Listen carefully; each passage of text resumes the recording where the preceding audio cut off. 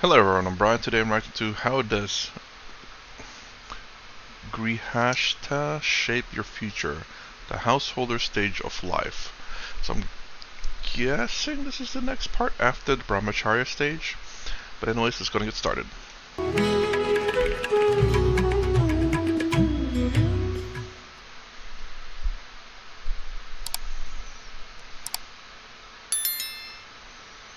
The second stage of life is called the Grihastha ashram. Grihastha. Grihastha in Sanskrit, graha in Sanskrit means a house.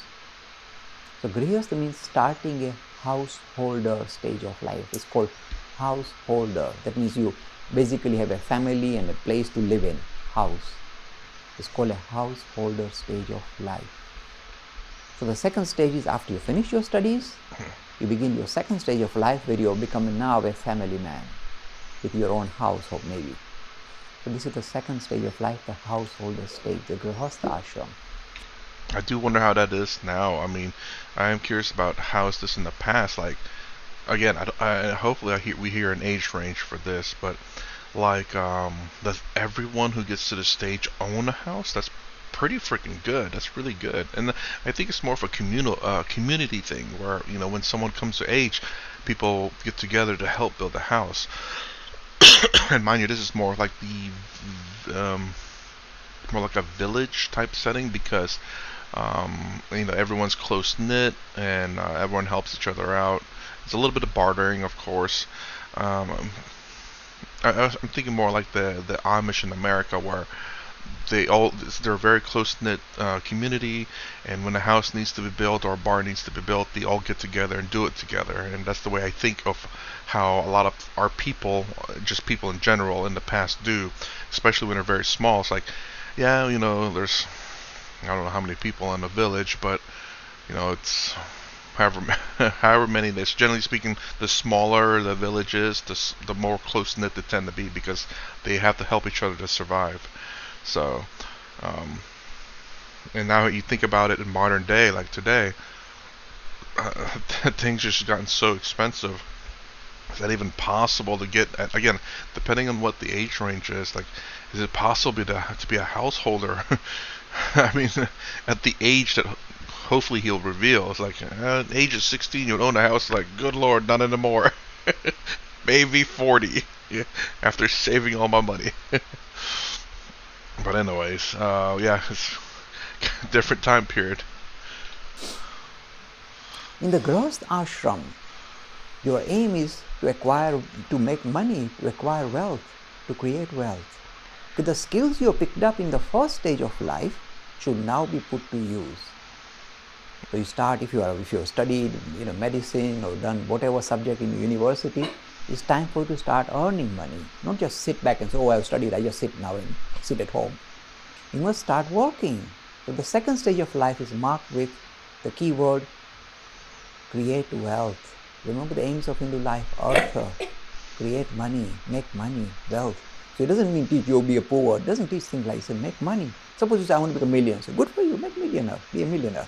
But make sure that you are becoming millionaire in a righteous manner, in an honest manner. So honestly earn money is good. More money, good. Because you can do more good things with a lot of money. So we encourage that you make money, honest money. And the second stage of life is to make money. Because if you make money, you can support your family. Maybe you can support your own wife and children, or your husband and your children. And you can support the rest of the family members, the elderly people in your family. Some other family members who might be struggling, you might be able to support them. You can support the whole community if you are well-to-do. You might look after, build temples or community halls, whatever. So you can do other activities because you acquired wealth. So the second stage of life is not only looking after your own little family, but looking after the greater society. This is the second stage of life. Because you acquired wealth, you can do that. That is what you are supposed to do in the second stage of life. Make money, not just make money and sit on it, just put it in your bank, but to use it for greater benefit.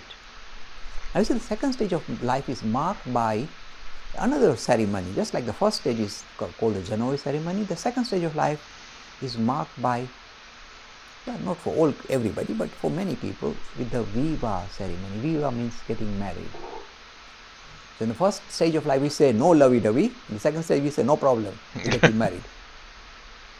Sometimes your parents might look for a partner for you, and they might say, oh, this is a nice-looking boy. And the girl says, no, he's a pimp, pimply fellow, I don't like him. So no good. Okay, then, what about this boy? Oh, he's a nerd, I don't like him either. Oh, dear. So the girl keeps rejecting, and the final parents, okay, if you reject anymore, we won't find you anymore now. You're on your own. You can go into libraries and, scout around and find a boy if you like. And they'll find nerds there. The thing is, so the parents help the youngsters to acquire a partner. And normally the parents will give you a lot of options. So even the boys say, no, I don't like that girl, she's too fat. All right, then we find you another one. They keep looking for other girls until the boy says, yes, I love her. And the girl says, I hate you. Boom, no more, no marriage. But unless both the parties agree and boy and the girl both like each other, then they might get married. It's the second stage of life. You get married, you have a family, and this is called the viva or the marriage ceremony. It's an entry into second stage of life, the Grihastha ashram. And once you do that, both of you, of course, earn money, look after your children, and don't just look after your children, look after the elderly people in your family. This is what Hinduism teaches. Don't throw your elderly people into nursing homes and old people's homes. That's not Hinduism. You have to look after them. If they're so ill, you can't look after them because they need medical attention all the time. You are stuck. You have to send them to hospital or wherever. But if you can look after them yourself and give them medicine at night and take them to the loo if necessary, middle of the night, you should do all that. The Hindu religion will encourage that you not only look after your children, but look after the elderly people in your family.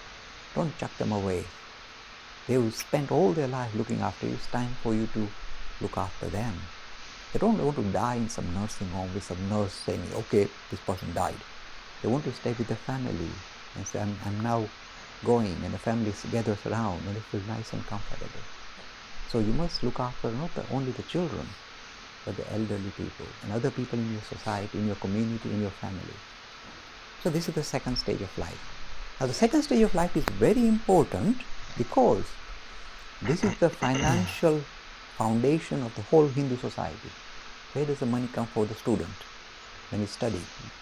Where does the money come to look after the elderly? The Grihastha ashram. So Grihastha ashram is the financial, if you like, foundation of the Hindu society.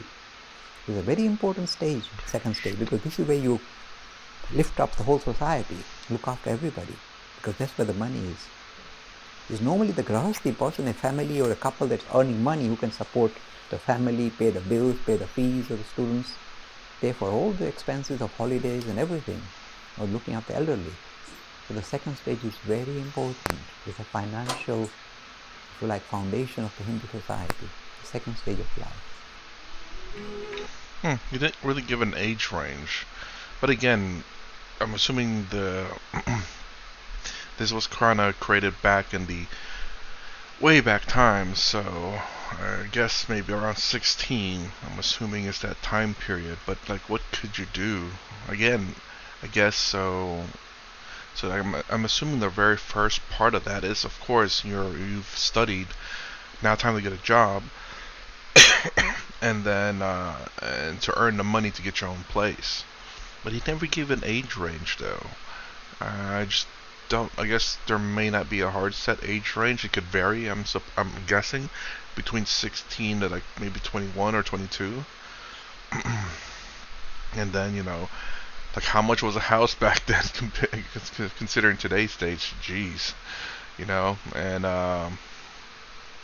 but then again, houses back then were pretty simple. Just essentially four walls and a roof, one door.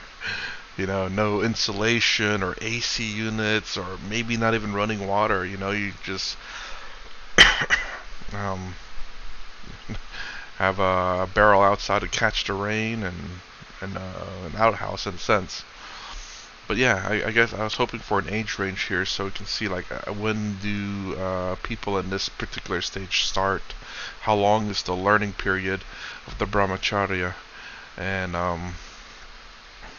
like again I'm trying to think, like, not modern times of course, but back then when this kind of I wouldn't say all started, but just in the past when we still lived in like villages and stuff, like where do you get a job at? There's no real job to earn money. it's mostly working in the family business. So whether that's be farming, fishing, building or whatever, it's no real currency. It's trade, I believe, for the most part. Trade, bartering, trading is the initial part to get the things that you need. And then if you want to build anything, you kind of do it on your own or with some family and friends, perhaps. So it's not necessarily that it costs money. It can if you have to hire people, but generally speaking, it's a community style event in a sense. Is, community gets together to help build the house, but you also return the favor as well. So that's my reaction to the householder stage of life, Grihastha. If you like my content, please consider subscribing, thumbs up the sign down below. Thanks for watching. I will see you in the next vid.